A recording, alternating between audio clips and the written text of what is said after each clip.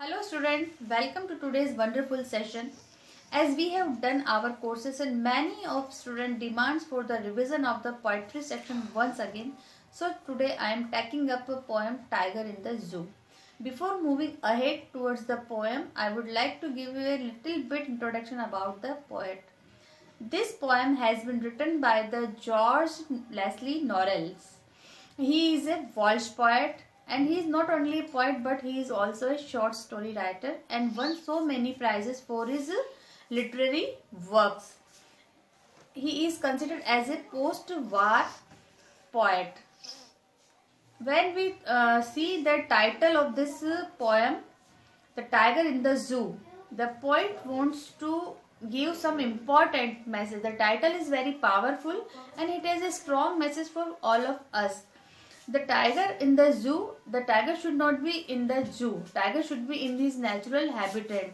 So through this poem, the poet wants to depict the contrast of the tiger in the zoo or tiger in its natural habitat jungle. So you see, many of you students, I would like to ask many of you that you have many times visited the zoo. But you ever realize or you ever think about the feeling of those animals who are in the zoo? Are they feel happy, enjoying, or they feel the captivated or the sad? So through this poem, the poet wants to give us, the poet wants to convey an important message to all the readers that the wild animals should not be kept in the zoo for the fun and the enjoyment of the human being, but they should be live in their natural habitat. So there is a strong contrast and the comparison between the two types of the tiger. One is living in the zoo and another is living in the forest and he is enjoying his natural life. It is the contrast between the freedom and the captivity. He shows that how love for the freedom is the natural instinct of the every human being or every living being. From an insect tiniest like like the ant, and from to the huge animal like the elephant, everybody wants to live their life freely. They don't want to be live the captured life. Here he shows the life of the tiger. Tiger is quietly powerless, quietly helpless because he is in the zoo. He is captured, so he is no longer being happy there. After taking the introduction, a little bit about the poet, now we proceed towards a line-to-line explanation of the poem with the difficult word meaning, and in the end of the poem we will discuss some literary device of this poetry. He stalks in his vivid stripes, the few steps of his gaze on pads of the velvet quiet in his quiet race. Here the stalks means the follows, the vivid is a bright colored and pad is the paws of the tiger. So here the poet describes that the tiger who is in the prison, who is confined in the zoo, moves around in the cage under his bright colored skin. The further poet says that tiger can take only a few steps in the zoo because the zoo is a very narrow place. So it is not fit for the wild animal. It does not suit to the personality like the tiger. So only he can take, he can walk, he can move only the few steps because the cage is very small. It is a very narrow place and it is not easy to move in it for tiger. One cannot hear his footsteps because he has very soft feet. His feet like the velvet. Here the poet uses the simile and he uses the word like or as.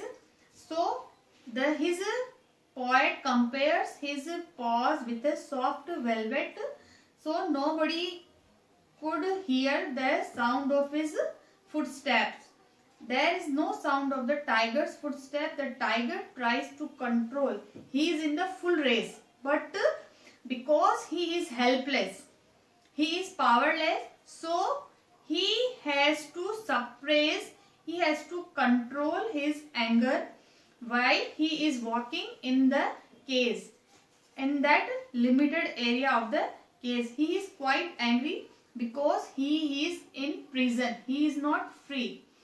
So, in this first stanza, the poet describes his personality and here the poet uses the word he for the tiger. So, that's why the tiger has been personified here. Now, the second stanza.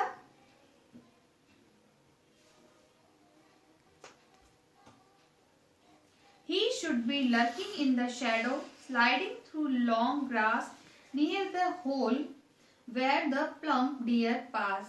In this stanza, the thought of the poet back to the jungle. Now here he presents the contrast. In the first stanza, he presents the tiger in the zoo, and in the second stanza, he imagined that what would be happen when the tiger lives in the jungle in his natural habitat. So he should be lurking in the shadow. Lurking means to be hidden, as to wait for the prey. And in this stanza, the poet wants to say that if the wild animal, he would have been living in his natural habitat, what would happen with him? He would have hid himself behind the long grass and near some water bodies, near some water pools, so that he could easily catch a deer. Because he is a wild animal, so every animal in this world, from the insect and to a huge animal, they would like to live their life freedom. So, if we take an example of a bird, one bird lives in the open sky, he would like to fly in the open sky, and another bird lives in a golden cage. It cannot become happy. When the bird lives in a golden cage, it cannot become happy. It loves to fly in the open sky. In the same way, if the man live in the prison and gets everything which he needed, which he required, but he cannot feel happy because of his imprisonment. Like the same way, here the poet describes that the wild animal should not be kept in the zoo. So in this stanza, the poet says that he would have been waiting for some plump prey to fill his stomach, to satisfy his hunger, and in order to have it as its food.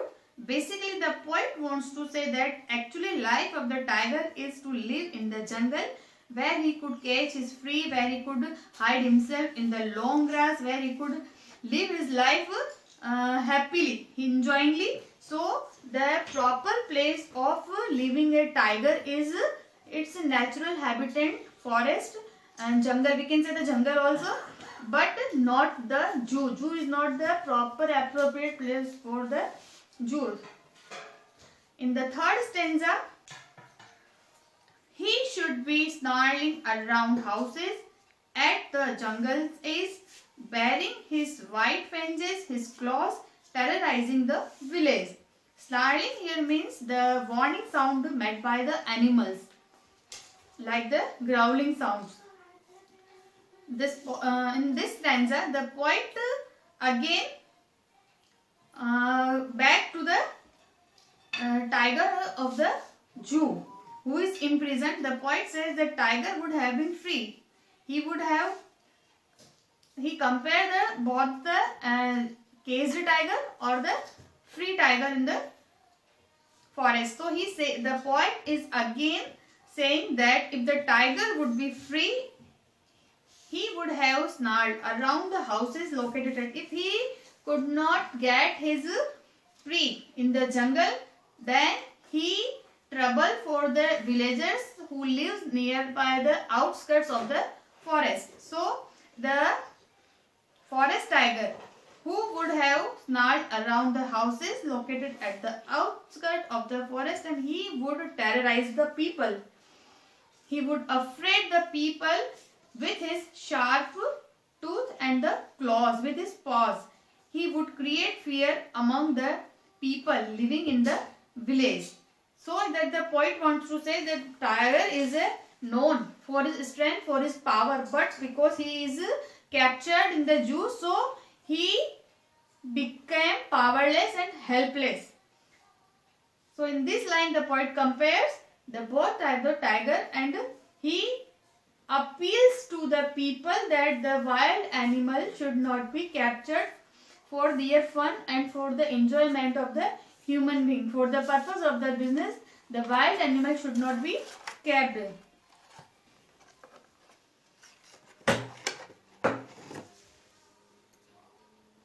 Now the fourth stanza.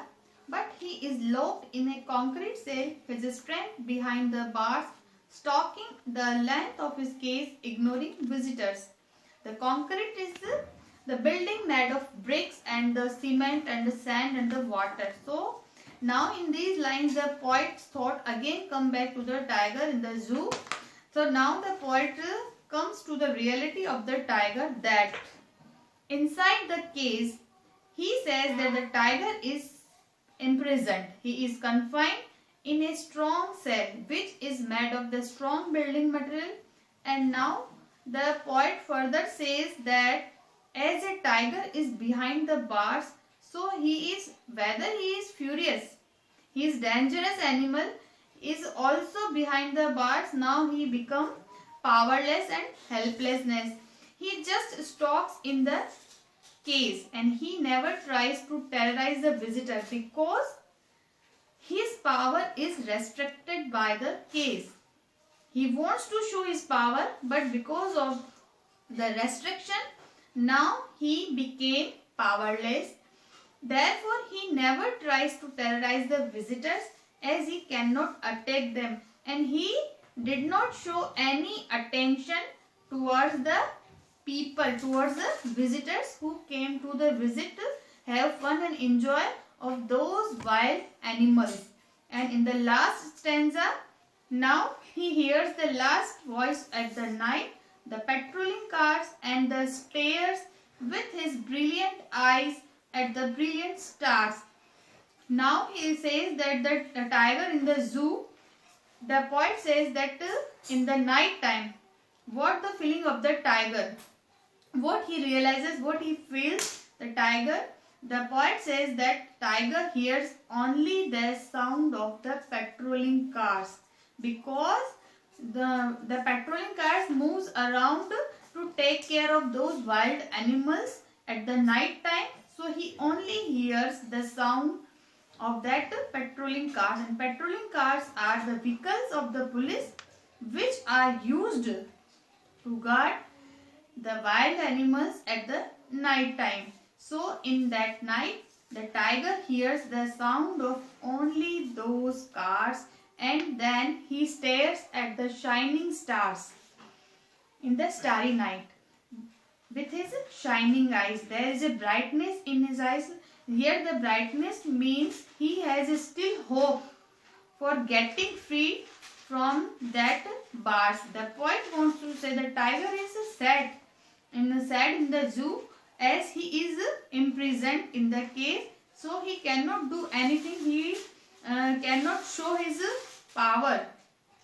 Therefore he stares at the stars in the night and he tries to divert his thoughts towards them. So in this poem, the poet beautifully describes the mental condition of the tiger. Now the poem ends. Let's have some, I hope you understand the poem well, and now let's have some glance on the important literary devices of this poem. So now the literary devices of the poem. Now I am discussing some important literary devices. First is the rhyme scheme of the poem. If we discuss about the rhyme scheme of the poem is A, B, C, B. Like we can say case or the race. The second literary device we find in the poem is the personification. So because the tiger is personified in the whole poem, because the poet refers him as a he, so there is a personification also in the poem. The third literary devices, if we see in the poem, is a metaphor. In the line the tiger's paws, it is a direct metaphor is a direct comparison. So here the tiger's paws are compared with the velvet pads. So this is the metaphor. And then the next two literary devices is enjambment. What is enjambment? The sentence is continued to the next line without any punctuation marks or full stop is known as a enjambment. So here the first line runs into the second and then third, and then in the fourth line it completes. So this is the enjambment, and this rhyme scheme runs in the whole poem. Now the next literary device is imagery. The poet tries to create image about the tiger. In the very first stanza, if we see, the poet beautifully describes the image of the tiger, like he stalks in his vivid stripes the few steps of his case. It creates a visual imagery in front of our eyes. Now if we discuss the next literary device, that is oxymoron, the use of adjectives opposite in meaning. So here he is in the quiet race. So quiet and the race, both are the different adjectives, opposite adjectives. So here he uses the oxymoron in this poem. And the next, if we see the next literary device, these are some important literary device, and there are some more literary device also ahead in the poem. So there is a alliteration, he uses the alliteration, he uses the assonance, and these all are, there is another literary device the poet uses is onomatopoeia. The onomatopoeia is the sound. So here he uses the snarling. Snarling he uses also as a literary device, the sound of the tiger. So the poem ends, and I will discuss difficult word meaning and some literary device. I hope you understand it well. Goodbye and take care.